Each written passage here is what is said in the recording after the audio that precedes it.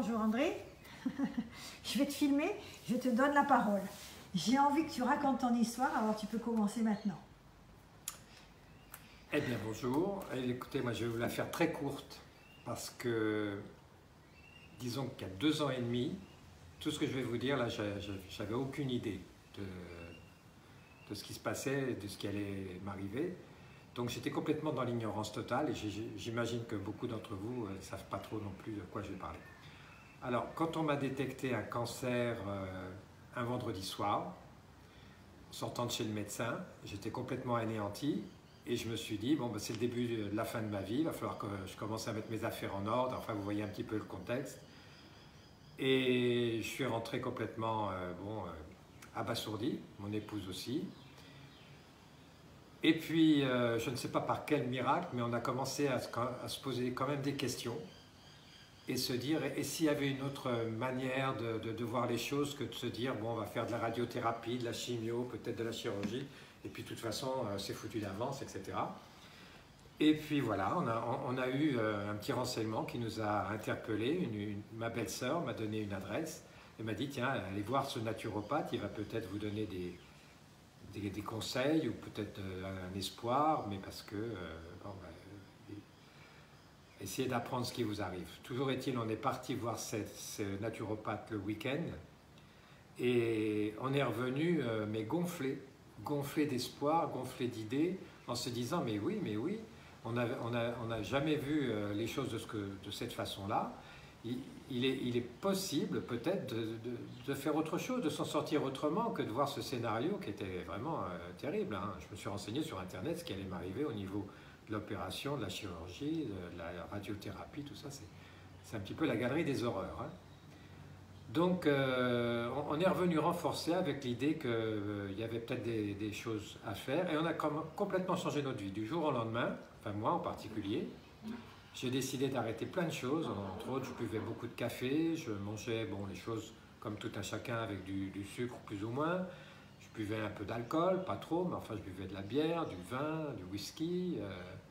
Enfin j'avais une vie normale, je croyais avoir une vie normale, mais finalement il se trouve que tout ce que je mangeais à l'époque ne faisait que, disons, augmenter mes risques et nourrir mon cancer, surtout ça. Donc,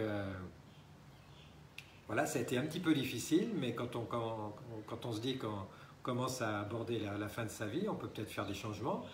Donc j'ai tout changé. Du jour au lendemain, on s'est mis à manger des légumes verts, à boire du jus de carotte, tiens, tenez, vous voyez, c'est un peu ça. Prendre du bicarbe, prendre des vitamines, et puis suivre tout un protocole que ce naturopathe m'a donné, qui était très compliqué d'ailleurs. 4 clos.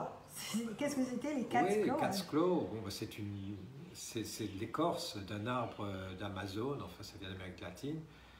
C'est une poudre que l'on mélange, que l'on boit comme du thé. J'ai pris du Essiac Tea aussi, hein, le thé des Siac, de René Case.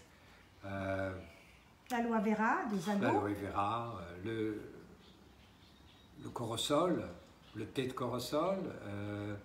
J'ai bu des litres d'eau alcaline, que je continue d'ailleurs constamment. Enfin, j'ai tout changé. Hein. Vous pensez à quelque chose, je l'ai certainement fait. Mais il se trouve que dans les quelques jours qui ont suivi ce changement total, eh bien, on a commencé à avoir en apparence des changements. Et à l'intérieur aussi, je me sentais beaucoup mieux, je me sentais un petit peu plus ragaillardi, je commençais à me dire, mais ça marche. Donc, et en plus, on a filmé la différence, l'inflammation. Oui, on a pris plein de photos. J'avais une grosse bosse sur le cou, elle s'est un petit peu résorbée, et puis après elle a disparu, c'est devenu tout à fait plat. J'avais une grosse tumeur dans la gorge, et bien, d'un abricot, c'est devenu presque un noyau de pêche, et puis après c'est devenu comme une petite noix. Mais ça, en quelques jours. C'est incroyable, incroyable. Et tout ça en changeant le régime, hein, en changeant de vie. Bon, on est retourné voir le cancérologue qui, lui, m'a dit, oh oui, là, ça a désenflé, vous savez pourquoi? C'est parce que c'est parti partout. C'est parce que votre cancer s'est répandu. Il s'est échappé, là, il est partout dans votre corps. Alors, bon, enfin, tout pour me casser le moral. Toujours est-il que j'ai accepté une chose, j'ai accepté la chirurgie, mais j'ai refusé la chimiothérapie, j'ai refusé... Alors, montre, déjà. Voilà. J'ai refusé la chimiothérapie, j'ai refusé la radiothérapie, parce que pour moi, c'était un no-go, un no-no. Pour moi, j'étais déjà sûr de ce fait. Voilà, alors j'avais une première opération programmée, ça c'était dans la quinzaine de jours après ma première visite. Et en effet, ils m'ont fait ce qu'on appelle un neck dissection, ils m'ont ouvert le cou là, et ils ont retiré quelque chose comme 24 ou 25 lymphes d'une grappe de lymphe qui était, elle, infectée parce que le cancer était là, c'était les métastases. Et il se trouve qu'après avoir enlevé cette grappe, ils ont fait une biopsie, et ils se sont rendus compte, à leur grand étonnement, qu'au lieu d'avoir toutes les lymphes qui étaient cancéreuses, enfin qu'il y avait des dépôts cancéreux, je pense, ils ont trouvé que 2 lymphes qui étaient affectées, actives comme ils disent, et le reste, ils ont appelé ça du scar tissue, comme si ça avait été cicatrisé. Alors là, ça nous a quand même interpellés, parce qu'on s'est dit, mais comment c'est possible? Et le docteur a dit, oh ben, je ne comprends pas, mais enfin, ce que vous faites, continuez à faire ce que vous faites. C'était quand même assez rassurant. Alors là, c'était déjà un premier point de marqué. Et toujours est-il que, bon, après cela, j'avais une autre opération qui était programmée, c'était la gorge, hein, c'était la tumeur principale. Alors cette tumeur principale, on l'a attaquée au robot avec une méthode robotique, c'est Siemens, je crois, un robot qui s'appelle la Da Vinci Robot.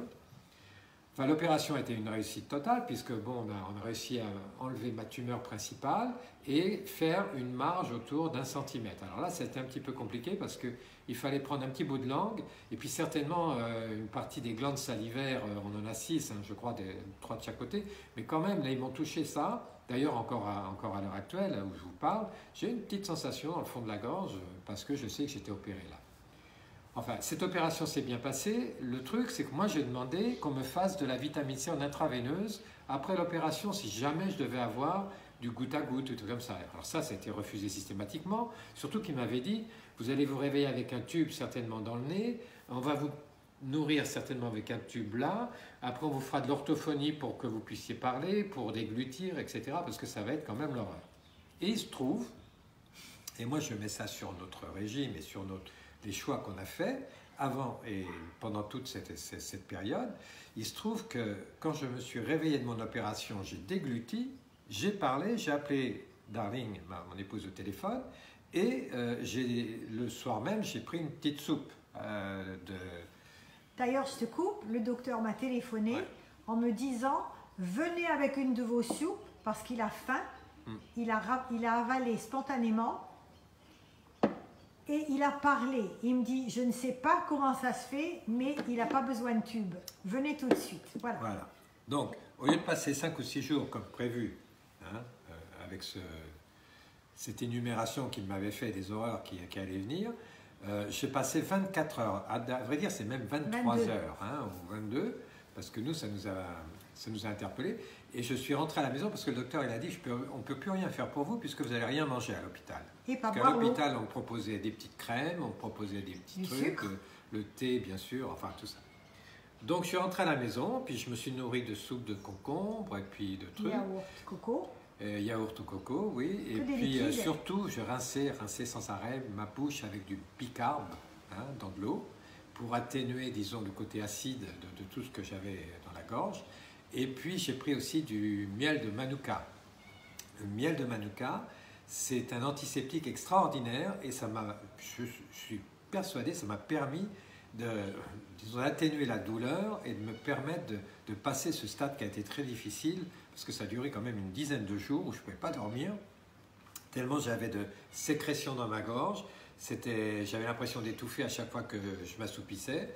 Donc j'ai été obligé de dormir un peu comme ça, un peu comme ça, un peu comme ça. Enfin, c'était l'horreur, j'ai cru que j'allais devenir fou au bout de 10 jours. Heureusement, j'ai retrouvé un peu de sommeil et après les choses sont revenues normales. Enfin voilà, je vous l'ai fait short. Ça c'est le début de mon aventure. Bye bye. La suite demain, si j'arrive enfin à le persuader de continuer cette histoire. Bonne journée.